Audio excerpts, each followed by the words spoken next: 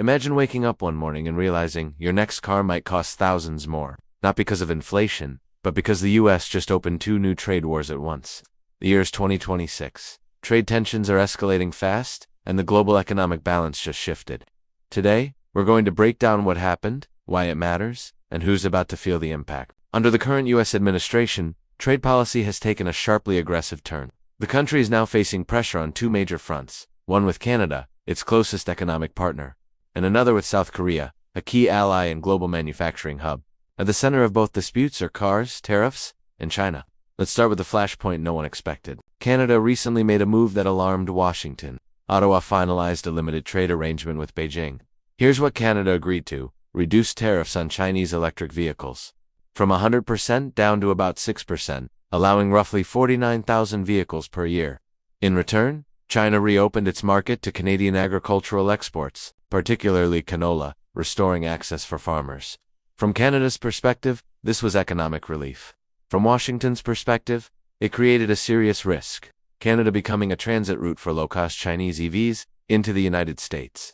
The concern is that these vehicles, or their components, could enter Canada, then quietly move south across the border. The U.S. response was blunt. Officials warned that if Canada enables this pathway, the U.S. could impose a 100% tariff on all Canadian goods, or selectively target vehicles crossing the northern border.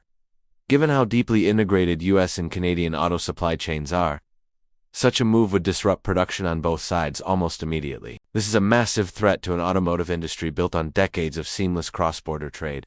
At the same time, the U.S. opened a second trade front, one targeting South Korea. Tariffs on South Korean imports were raised from 15% to 25%, effective immediately. The sectors hit hardest were automobiles, lumber, and pharmaceuticals. The justification for this centers on a trade agreement announced back in mid-2025. That deal was supposed to cap tariffs at 15% in exchange for large-scale South Korean investment in U.S. industries. But there was a critical problem. The agreement was never ratified by South Korea's legislature. Without that official approval, U.S. officials declared the deal void and reinstated the higher tariffs that were in place before. Markets reacted quickly. Shares of major Korean automakers dropped as the new tariffs erased their expected cost advantages. Imported models built in South Korea suddenly became far more expensive to sell in the U.S. This sent shockwaves through the industry, as companies scrambled to figure out how to absorb or pass on these new costs to consumers. So, here's the real-world impact. First, vehicle prices. Consumers should expect uncertainty. If the 25% tariff on Korean vehicles holds, imported models will definitely rise in price. Even U.S.-assembled cars could be affected through the cost of imported parts. Second, supply chains.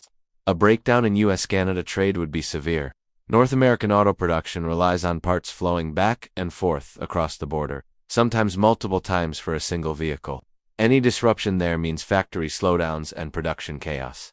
Finally, diplomacy. Relations are strained. Canada has signaled resistance, arguing its deal with China poses no threat. Meanwhile, South Korea is rushing to pass legislation to reverse the tariff increase and salvage the original deal. This is no longer just about trade. It's about leverage and political pressure. The message from Washington is clear. Trade access now comes with strict enforcement and immediate consequences. But tariffs rarely stay contained. When supply chains are this interconnected, economic pressure spreads fast, and consumers often pay the final price.